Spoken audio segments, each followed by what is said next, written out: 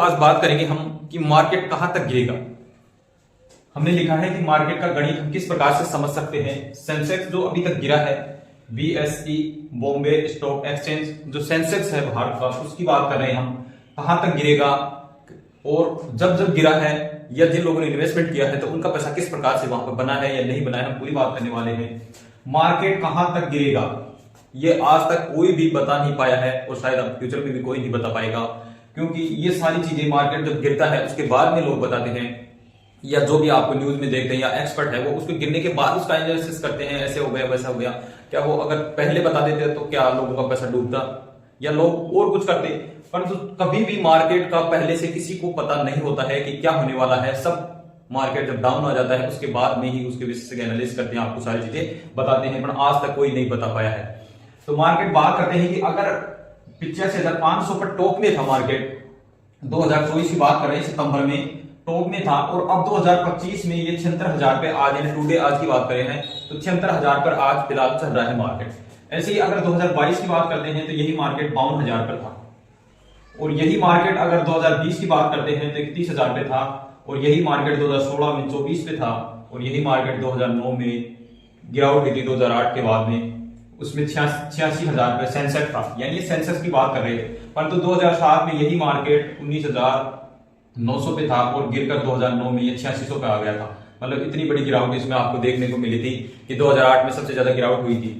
तो बात करें अब आप ये देख रहे हो इसमें गिरना ही गिरना दिखा रहा है, परंतु गिरने का मतलब ये है कि यहाँ पर जिस व्यक्ति ने मान लीजिए यहाँ पर इन्वेस्टमेंट किया था,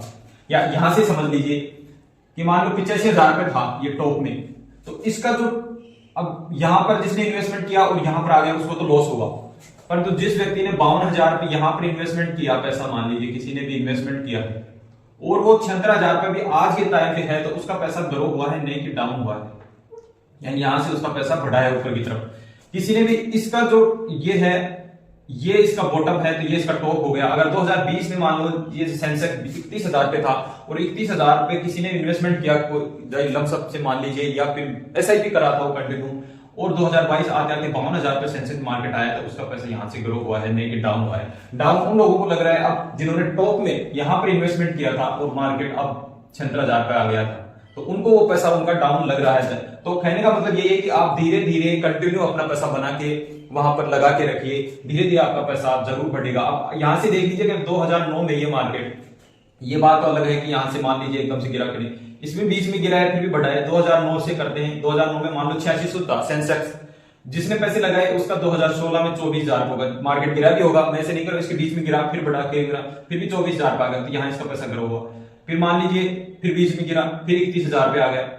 फिर 52,000 पे आ गया, 76,000 पे आ गया और फिर 85,000 पे टॉप में था, फिर वापस से 76,000 पे। अब जिस व्यक्ति ने मान लीजिए यहाँ पे पैसा लगाया, क्या उसका पैसा नहीं बढ़ा? बढ़ा है, 100% बढ़ा है। 2009 की जगह अगर किसी ने 2016 में लगाए हो तो भी उसका पैसा बढ़ा है, 2020 में लगाए तो भी बढ़ा है और 2022 में लगाए तो भी बढ़ा है। तो कहां नुकसान हुआ है? सिर्फ जो लोग अभी करंट में इन्वेस्टमेंट किए थे और अब मार्केट डाउन आ गया उनका पैसा लॉस में ज्यादा चल रहा है।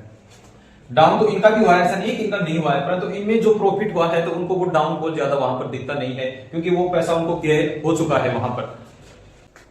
अब हम उदाहरण से समझते हैं, SBI का उदाहरण लिया है हमने, SBI स्मॉल कैप फंड और एक काउंटर फंड का उदाहरण लिया है और दोनों से हम समझेंगे। अगर आपने पैसा इन्वेस्टमेंट लगातार किया और मान लीजिए मार्केट डाउन हुआ और उस टाइम में आपने एग्जिट कर लिया तो क्या होता, और वहां पर बने रहते तो क्या होता, और उसी पैसे को वहां पर छोड़ देते तो क्या होता, ये सारी चीजें हम करने वाले हैं और उदाहरण के साथ समझने वाले हैं। ये सारी चीजें आप खुद भी जाके एनालिसिस करके देख सकते हो। तो बात करते हैं, मान लीजिए कोई A व्यक्ति है और उसने 10,000 रुपए की SIP शुरू कर रखी है, SIP। तो SBI स्मॉल कैप फंड की बात करती है, 2009 में शुरू हुआ था ये फंड मान लीजिए, और इस बंदे ने 2012 तक ही इन्वेस्टमेंट किया, ऐसे मान 2012 तक इन्वेस्टमेंट किया तो इसका पैसा जमा हुआ 2,90,000 रुपए, 2,90,000 को हुआ, 2012 तक इन्वेस्टमेंट किया और 2012 में मार्केट डाउन आ गया। उस टाइम 2,90,000 की वैल्यू इनके पैसे की रहेगी 2,59,000 रुपए, 2,59,000 वैल्यू रहेगी इसके पैसे की, 2012 में जब मार्केट डाउन नीचे आया। या तो ये करता कि इस पैसे को उसी टाइम एग्जिट यहां से कर लेता तो इसको नुकसान हो सकता था और ये 2,59,000 रुपए लेके बाहर हो जाता, या फिर इस पैसे को वो आगे नहीं करता, मान लीजिए स्टॉप कर देता और आगे कुछ भी नहीं करता, नहीं इन्वेस्टमेंट करता ना और कुछ करता, तो 2,59,000 जो डाउन रहा था वो बढ़कर टुडे की वैल्यू बात करें कि अगर आज उसको पैसा मिलता तो कितना पैसा मिलता है, 2,90,000 का 42,80,000 रुपए उसकी वैल्यू हो जाती। अगर ये पैसा यहां तक बना, यानी कंटिन्यू अगर वो 2000 ये है 2000, अगर वो 25 तक यहां पर बना रहता तो इसी 2,90,000 की वैल्यू होती 42,80,000 रुपए। ऐसे आगे बात करते हैं कि स्मॉल कैप का फंड अगर किसी व्यक्ति ने 2018 में शुरुआत की, 2018 से उसने इन्वेस्टमेंट करना शुरू किया 10-10 हजार रुपए, ऊपर नीचे हो सकता है, मैंने डेट कोई महीना वगैरह फिक्स नहीं लिखा है, तो वैसे लिखा है 2018 से। अगर मान लीजिए 2018 से उसने इन्वेस्टमेंट किया तो टोटल पैसा जमा हुआ उसका 2,80,000 रुपए, 2,80,000 रुपए हुआ। और आपने देखा होगा कि 2020 में जब डाउन आया, 2020 की बात करें अपन, 2000 कोरोना के टाइम में, 2020 में उसका 2,80,000 की वैल्यू रहेगी 2,16,000 रुपए,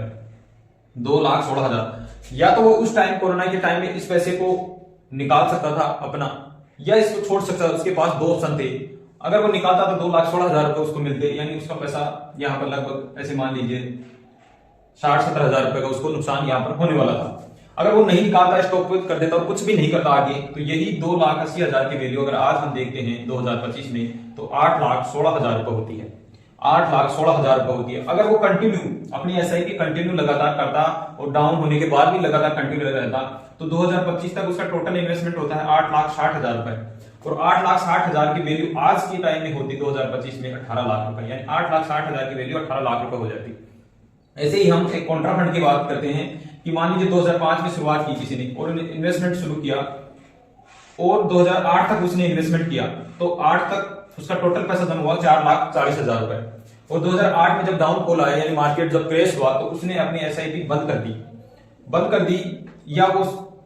उस टाइम में उस पैसे की वैल्यू 4,40,000 की घटकर 3,80,000 रुपए हो गई थी।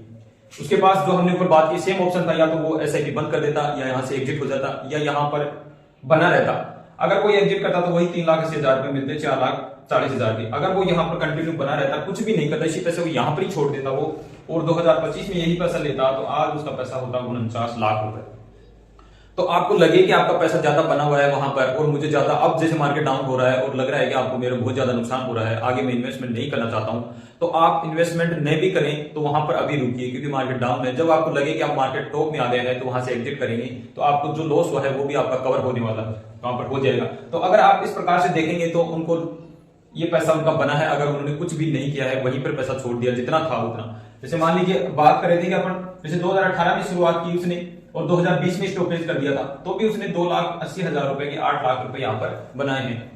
ऐसे ही अगर मान लीजिए इसने 2005 से शुरुआत की, 2008 में इसने बंद कर दिया, तो भी 4,40,000 के, अगर आज तक वो कुछ भी नहीं करता तो 49 लाख रुपए यहाँ पर उनका बन जाता। ऐसे ही अगर इसने भी 2,90,000 रुपए इन्वेस्टमेंट किया था और घटने के बाद कुछ भी नहीं किया, उसने वहीं का वहीं छोड़ दिया इस पैसे को, तो उसकी वैल्यू होती 42,80,000 रुपए। तो आप भी इस प्रकार से इन्वेस्टमेंट कर सकते हैं। ये सारा कैलकुलेशन और एजुकेशन पर्पस वीडियो है, इसमें जो जानकारी दी गई है वो रिसर्च के आधार पर दी गई है, कोई मनगढ़ंत नहीं है। आप खुद भी एनालिसिस करके देख सकते हैं, सारी चीजें हैं गूगल पे दे रखी हैं, आप देख सकते हैं। तो वीडियो में दी गई जानकारी आपको अच्छी लगी हो और आपको इसमें आपकी वैल्यू ऐड कर पाई हो लाइफ में, और आप समझ पाए कि वास्तव में मुझे लंबे समय के लिए इन्वेस्टमेंट करना चाहिए और लंबे समय में जरूर पैसा बनता है, तो आप जरूर कीजिएगा, अपनी वेल्थ बनाइएगा, अपने लिए, अपने बच्चों के लिए, अपने फैमिली के लिए, अपने बच्चों के एजुकेशन प्लान के लिए, आप जो भी अपना गोल या जो भी करना चाहते हैं। तो इसी के साथ जय हिंद, जय भारत दोस्तों।